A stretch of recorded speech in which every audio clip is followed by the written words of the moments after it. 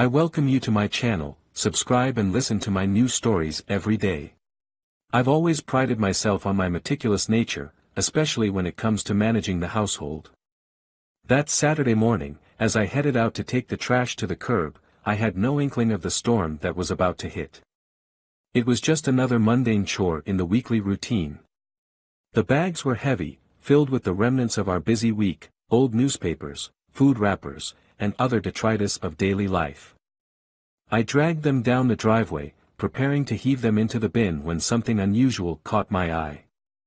A slip of paper, partly crumpled and stained with coffee, peeked out from beneath a fast food bag. I bent down and pulled it out, smoothing it against my jeans. My eyes widened as I read the words, "To Maria, $500. From A." Confusion swept over me. Maria is my wife, but who was this A? I knew my wife was meticulous about our finances, and we rarely had unexpected money come in. My heartbeat quickened as I examined the check more closely, noting that it wasn't just one check, but several, buried amidst the trash. I retrieved the rest of the checks, one by one, my hands trembling. Each check was made out to Maria from someone named A. The amounts varied, but they were all substantial. My mind raced. Who was this person? And why was my wife receiving these payments? The sun was barely up, but the shock kept me alert. I hurried inside, tossing the trash bags aside, and sat at the kitchen table with the check spread out before me. I needed to know more. Who was this mysterious A? I decided to confront Maria. She was still asleep, her soft snores drifting from our bedroom. I stormed in, shaking her awake. "Maria, wake up!" I demanded, my voice betraying my agitation. She blinked at me, bleary-eyed. "What's wrong? Who is A?" I thrust the checks at her, watching as her face went from sleepy confusion to a stark, pale realization. "What are these?" she stammered, her eyes darting nervously. "Where did you find these?" "In the trash," I said coldly. "Explain. Now." Maria sat up, her face a mix of guilt and shame. "It's not what you think," she began, her voice trembling. "A is a friend." Friend? I cut her off. "These are payments. They're not gifts or casual money transfers. This looks like you're being bought." Her eyes filled with tears. "I should have told you. A is someone I met a few months ago. I didn't mean for it to get this complicated." "Complicated?" I echoed. "This is betrayal." "I'm so sorry," Maria said, her voice breaking. "It just happened. I didn't want it to be like this." My mind was a whirlwind of anger and disbelief. I felt like a fool, exposed to the harsh light of truth. The realization that my wife had been unfaithful to me was like a knife twisting in my gut. The person I trusted most had deceived me in the worst way possible. A silence fell over the room, thick with the weight of what had been revealed. Maria's sobs were the only sound as I struggled to keep my composure. The betrayal was not just emotional, it was a violation of every trust and promise we had made. "I want you to leave," I said finally, my voice steady despite the turmoil inside. "Pack your things and go. We're done." Maria's pleas for forgiveness fell on deaf ears. I had seen enough. The betrayal was clear, and the need for revenge was growing within me. I couldn't simply let this go, I needed to take action. She left the house that morning, her departure marked by the clinking of suitcase wheels and the finality of a slammed door. I felt a strange mix of relief and devastation. The house was eerily quiet now, and the weight of her absence hung heavily in the air. As I sat alone, the next steps became clear. I would not only file for divorce but ensure that this betrayal didn't go unanswered. I needed to make sure that Maria and A understood the full impact of their actions. They had crossed a line, and I would not rest until I had made that clear. The plot for revenge was forming, and though I didn't know all the details yet, one thing was certain: this was only the beginning. The morning after Maria's departure, I am up before dawn, pacing the living room like a caged animal. The emptiness of the house feels suffocating, and every corner reminds me of the deceit that unfolded here. The checks, still spread out on the kitchen table, are a constant reminder of the betrayal. I grab my phone and dial the number of my lawyer, Thomas, who has handled legal matters for me before. He picks up on the first ring. "Hello, Thomas," I say, my voice terse. "I need to talk to you. It's urgent." "Of course," Thomas replies. "What's going on?" "I've discovered something serious," I begin. "Maria has been receiving money from someone named A. I need to file for divorce and I want to make sure it's done right." There's a brief pause on the line. "All right, let's set up a meeting to discuss the details. How does 10 a.m. sound?" "Perfect," I reply. "I'll see you then." After the call, I feel a slight sense of relief. Taking action, even just making the call, is a step towards regaining control. I grab a quick breakfast, though my appetite is non-existent, and prepare to head to Thomas's office. When I arrive at the law firm, I'm greeted by the receptionist and shown to Thomas's office. He's already there, waiting with a stack of papers. He gestures for me to sit. "So, tell me everything," Thomas says, his tone professional but curious. I explain the situation in detail, from finding the checks in the trash to the confrontation with Maria. Thomas listens intently, his brows furrowing in concentration. "This is quite a situation," Thomas says when I finish. "We'll need to gather evidence and ensure that everything is documented properly. The checks will be a good start." "Good," I say. "I want to make sure this process is as smooth as possible. I need to make a point." Thomas nods.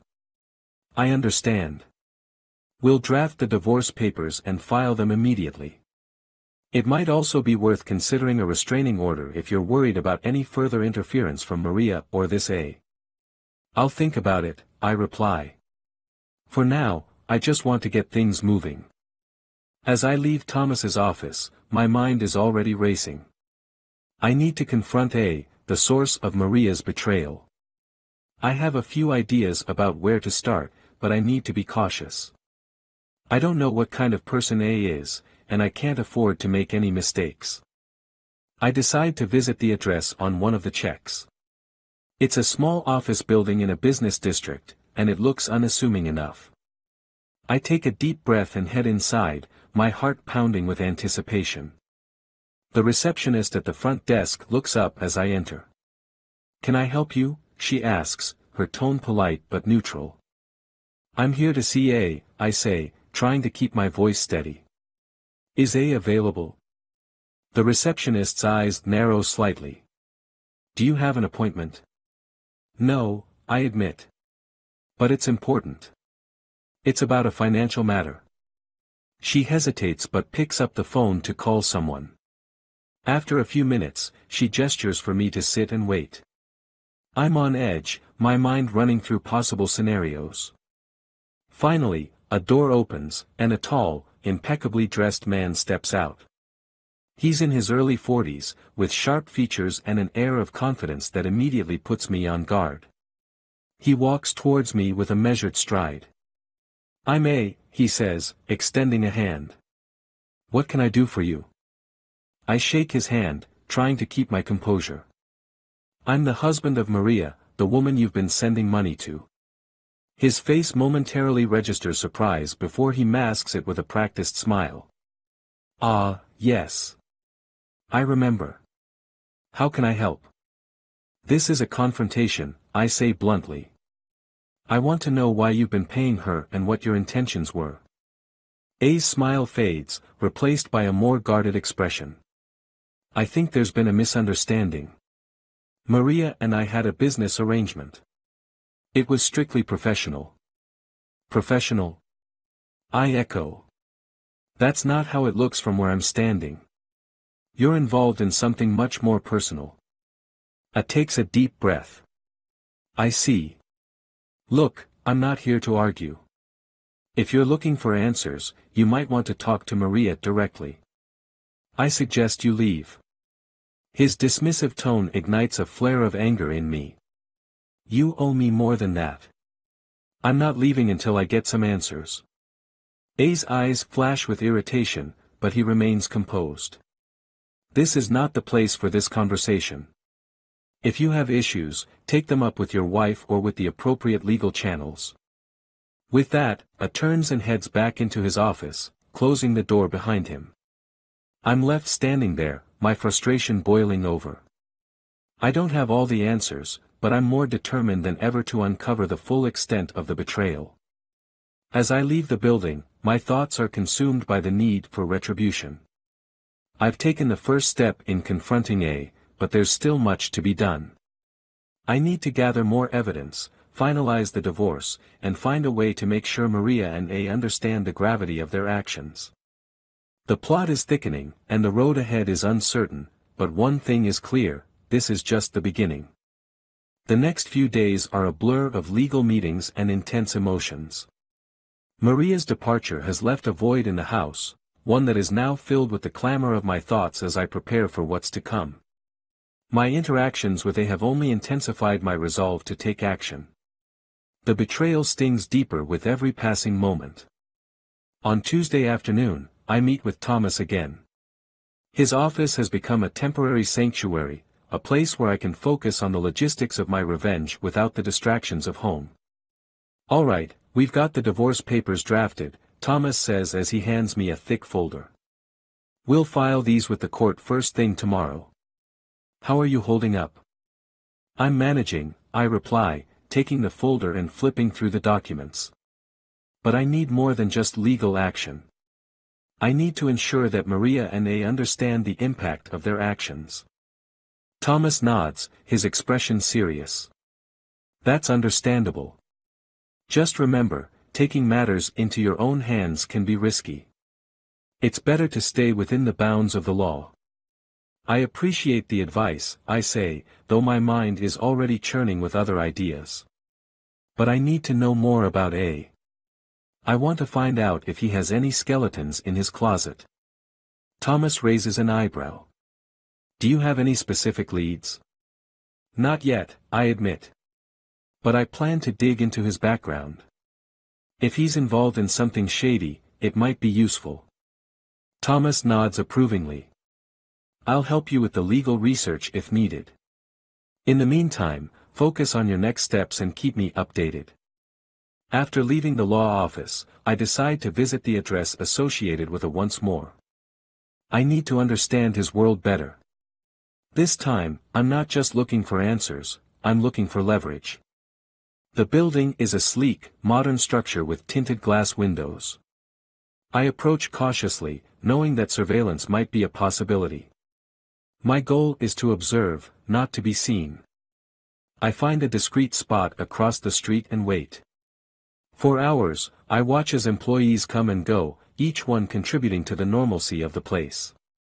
It's late in the afternoon when I finally see A leaving the building, briefcase in hand.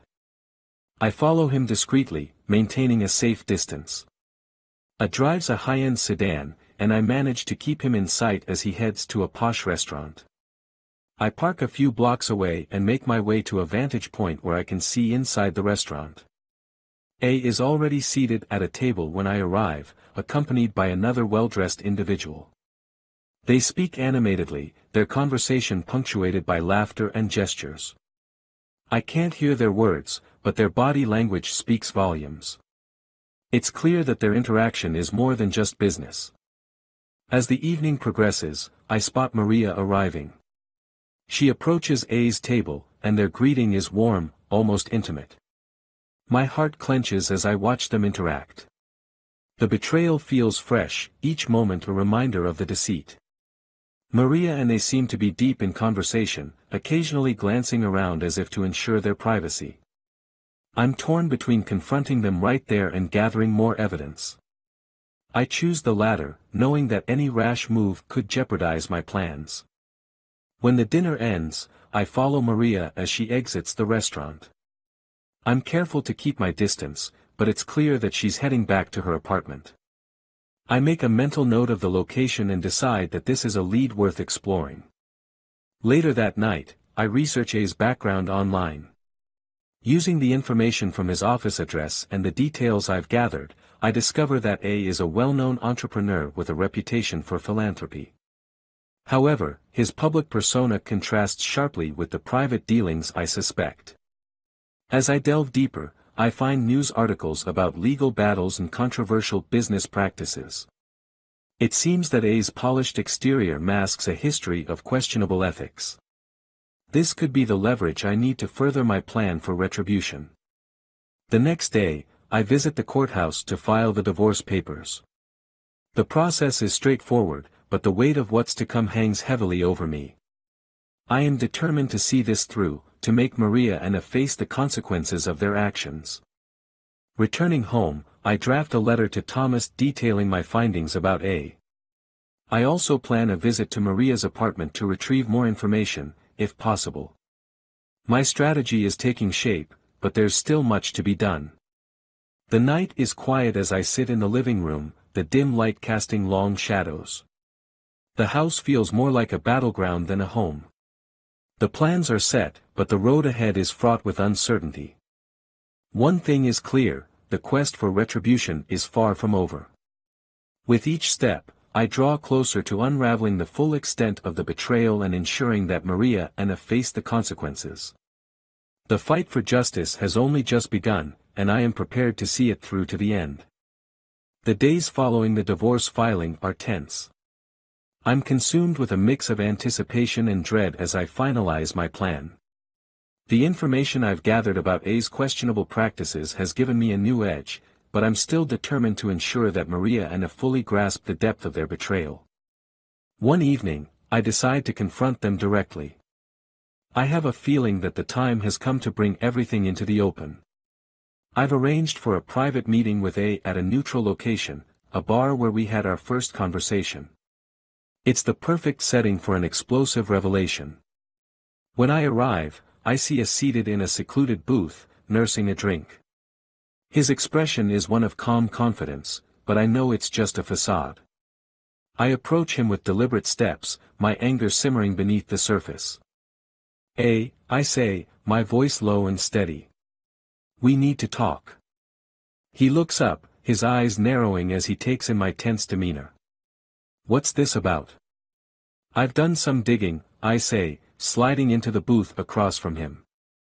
I know about your shady dealings and the lies you've been feeding Maria. A's face darkens. I don't know what you're talking about. I think you do, I reply, leaning closer. And I think it's time you faced the consequences. A's eyes flash with anger. You think you can intimidate me?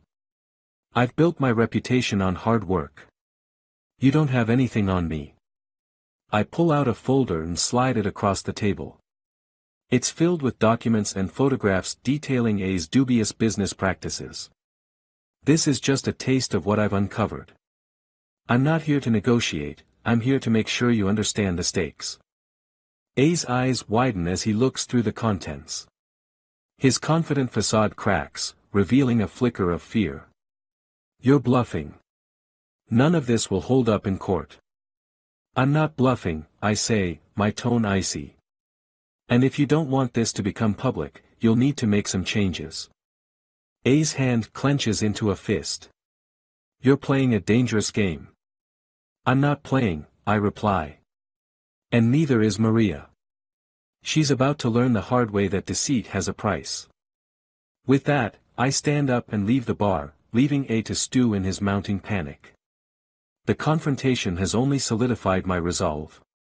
The final piece of the plan is set into motion. Later that night, I visit Maria's apartment. I've gained access through a contact who works in building security. I move quietly, searching her belongings for any additional evidence that might be useful. As I sift through her papers, I find a series of emails between her and A, detailing their plans and correspondence. They are filled with intimate confessions and manipulative strategies. This is the final piece of the puzzle, a tangible link between them. I gather the evidence and leave Maria's apartment, feeling a sense of grim satisfaction. My next step is to deliver the message directly. I arrange for a meeting with Maria, under the guise of discussing the divorce settlement. When she arrives at the designated location, a secluded park, I'm waiting, the evidence in hand. Maria looks weary, her face showing signs of stress. As she approaches, she notices the folder I'm holding. "What's this?" she asks, her voice trembling. "Open it," I say, handing it to her. "It's everything you and I didn't want anyone to see." Maria's hands shake as she flips through the contents. Her face pales as she takes in the damning evidence. "How did you?" "I have my ways," I interrupt. "And I want you to understand that there are consequences for your actions. A and I both know the truth now." Her eyes fill with tears. "I'm sorry. I never meant for it to get this bad." "It's too late for apologies," I reply coldly. "This is the end of the line. You and A have destroyed everything." Maria's sobs are interrupted by the sound of A's car pulling up. He steps out, his face dark with anger and fear. He sees the evidence in Maria's hands and immediately realizes the gravity of the situation. "What's going on here?" A demands, his voice harsh. "I'm delivering a message," I say, facing both of them. "Your deception has been exposed, and now you both have to face the consequences." A's face hardens. "You think you've won? This isn't over." "It is over," I reply. "And the damage has already been done." With that, I turn and walk away, leaving Maria and A to grapple with the fallout of their betrayal. The finality of the confrontation leaves a heavy silence in its wake. I can't change the past, but I've ensured that they understand the full weight of their actions. As I drive away, a sense of resolve settles over me. The quest for retribution has reached its conclusion, and the path forward is clear. The betrayals have been exposed, and the bonds that once tied us together are irrevocably shattered. The chapter is closed, and the story of deception and revenge comes to an end.